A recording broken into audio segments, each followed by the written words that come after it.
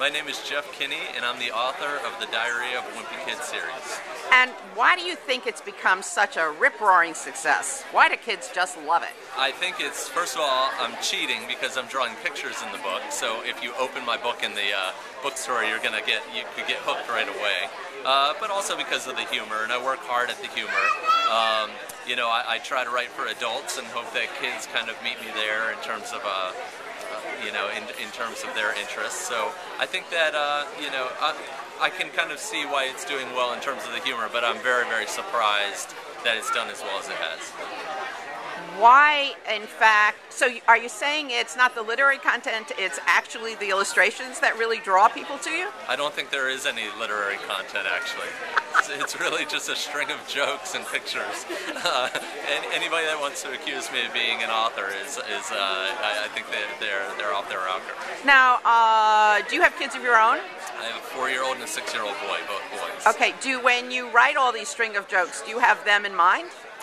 I don't have them in mind. I'm sort of writing for adults. I wrote for adults to begin with, and I was surprised when the book was picked up as a children's series. And so I try to keep that hat on and be thinking about the adults that might like to read it. And what's funny is that the kids are brought into their homes, and I find that their parents are reading it. So that's a happy thing for me. And what is attracting adults to your books that kids love? I think nostalgia. I think nobody wants to relive their middle school years, and that's what my books force you to do.